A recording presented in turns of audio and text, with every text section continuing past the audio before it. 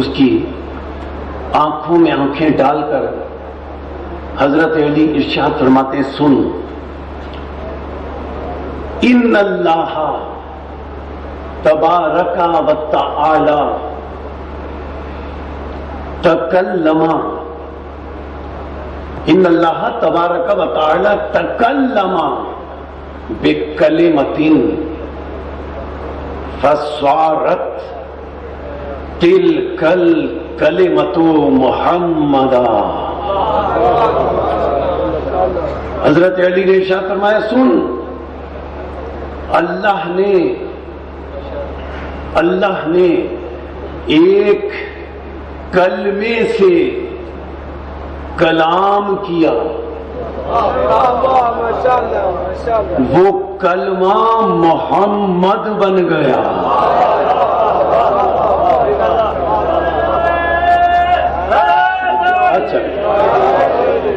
اچھا رسول اکرم نے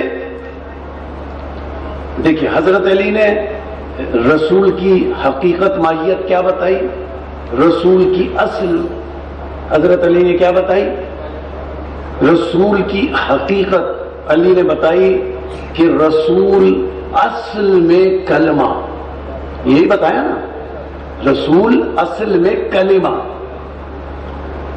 علی نے بتایا رسول اصل میں کلمہ.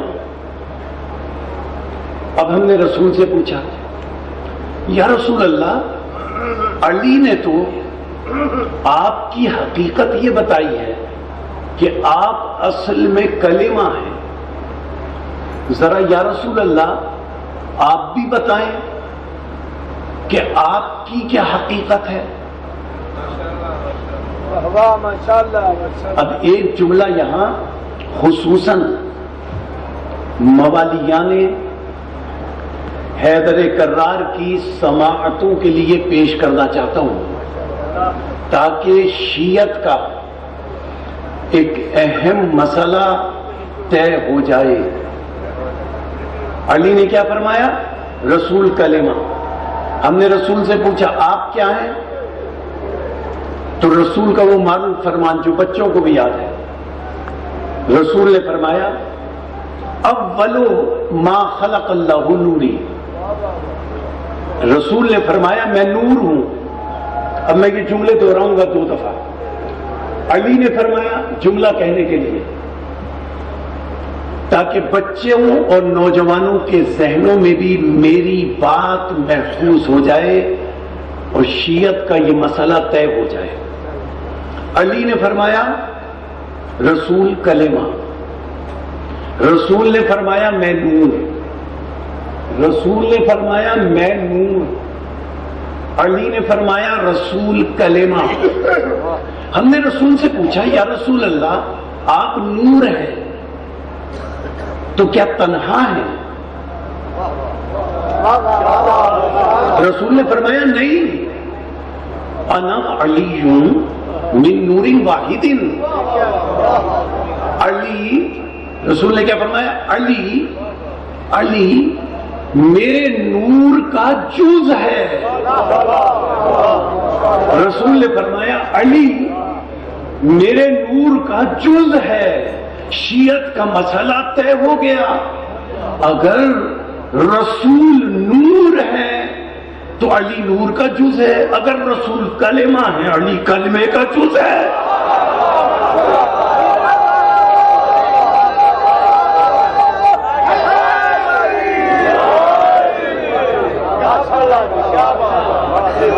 تو ہمارے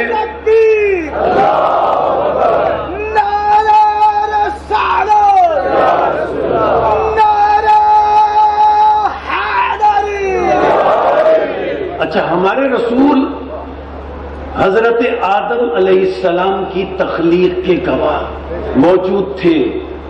وَإِذْ قَالَ رَبُّكَ لِلْمَلَائِكَةِ إِنِّي خَالِقٌ بَشَرًا مِنْ طِينٍ. رسول موجود تھے.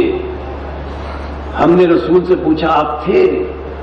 رسول نے فرمایا میں تھا.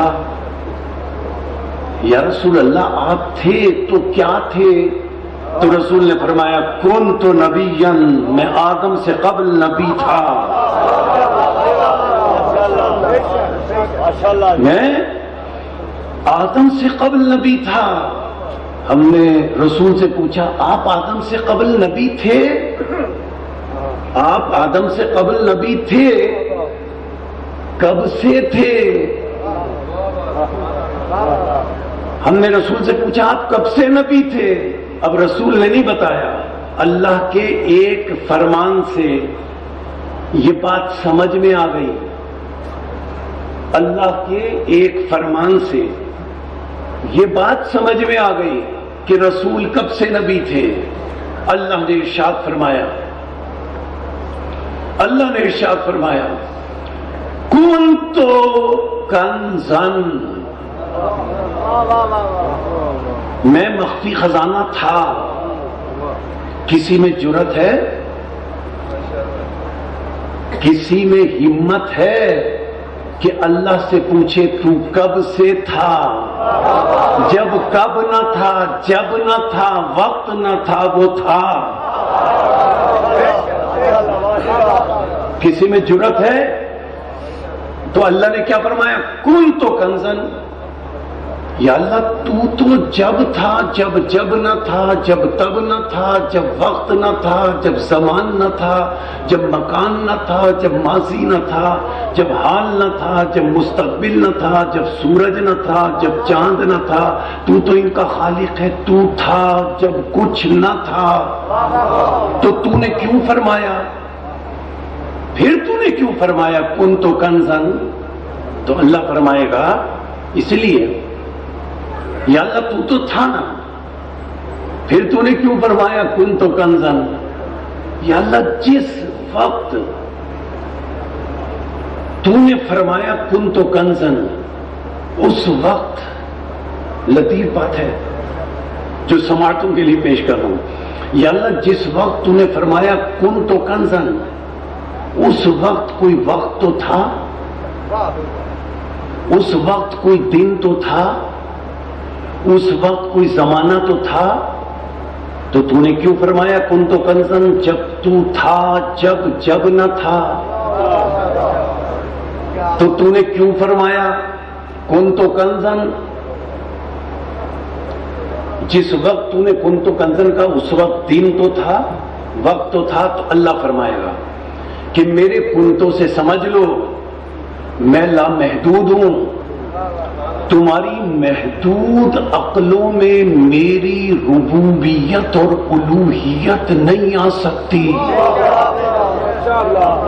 میں نے کن تو کنزن جس دن کہا، اس لیے کہا سنیں توحید کیا ہے، ربوبیت کیا ہے، الوہیت کیا ہے. اللہ نے فرمایا میں نے کن تو کنزن جس دن کہا، تمہاری محدود عقلیں تو سمجھ نہیں سکتی، مجھ لامحدود کو تم سمجھ نہیں سکتے میں کب سے تھا. یہ جو میں نے کن تو کنزن کہا، جس دن جس وقت کن تو کہہ کر اس دن میں نے اپنی ربوبیت کا اعلان کیا. معلوم پتہ نہیں کب سے رب تھا. جس دن کن تو کنزن کہا، اس دن اپنی ربوبیت کا اعلان کیا. معلوم کن تو کا لفظ اعلان کرنے کے لیے آتا ہے.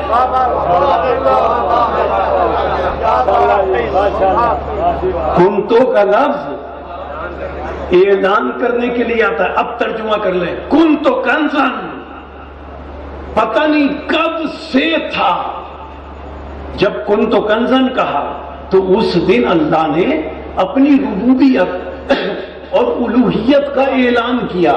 اب سمجھیں، رسول نے فرمایا کن تو نبیًا، پتہ نہیں کب سے نبی تھے. جس دن کن تو نبیًا کہا، اس دن رسول نے اپنی نبوت کا اعلان کیا. ہمارا سلام مدینۃ الحکمت رسول پر کہ رسول نے خطیر میں کہا من کنتو، یعنی پتہ نہیں کب سے مولا تھا، آج تو صرف اعلان ہو رہا ہے.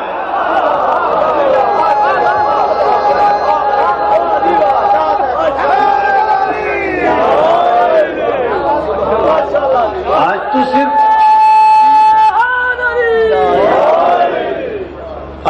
صرف اعلان ہو رہا ہے. پھر گفتگو جس مقام سے میں نے شروع کی، وَإِذْ قَالَ رَبُّكَ لِلْمَلَائِكَةِ إِنِّي خَالِقٌ بَشَرًا مِنْ طِينٍ.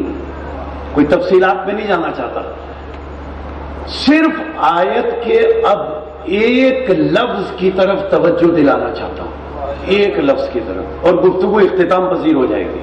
وہ لفظ کون سا ہے؟ میں صرف اس منزل پر بچوں کو، نوجوانوں کو یہ سمجھانا چاہتا ہوں، صرف اس لیے کہ ہماری یہ مجلسیں امام حسین علیہ السلام کے صدقے میں آل محمد کے علوم کی درس گاہیں ہیں. اس لیے ایک لفظ کی طرف توجہ دلانا ہے، اور وہ لفظ کیا ہے؟ اللہ فرماتا ہے رسول یاد کرو جب میں اللہ مٹی سے، طین سے حضرت آدم علیہ السلام کو خلق کر رہا تھا. یہ لفظ خلق جو ہے نا، صرف اس طرف توجہ دلانی ہے. اللہ فرما رہا ہے میں خلق کر رہا تھا. خلق سے اس میں فاعل ہے خالقن، میں اللہ خلق کر رہا تھا. یا اللہ تو خلق کر رہا تھا؟ یا اللہ ذرا قرآن میں ہمیں بتا کہ جب تو کسی شے کو پیدا کرتا ہے تو تیرے پیدا کرنے کے طریقے کیا کیا ہیں؟ جو ہم نے قرآن مجید میں یہ دیکھا کہ اللہ کے کسی چیز کو پیدا کرنے کے کیا کیا طریقے ہیں، تو اللہ نے فرمایا سورہ اعراف، قرآن مجید کا 7واں سورہ، اللہ نے ارشاد فرمایا الا لہ الخلق والامر. آگاہ ہو جاؤ، الا خبردار، اللہ کا ترجمہ توجہ کرو، اللہ کا ترجمہ توجہ کرو، الا لہ الخلق والامر. سنو، توجہ کرو، اللہ کے پیدا کرنے کے 2 طریقے ہیں. جسے اللہ چاہے خلق سے پیدا کرے، جسے چاہے امر سے پیدا کرے. تبارک اللہ رب العالمین، برکتوں والا ہے وہ اللہ جو عالمین کا رب ہے.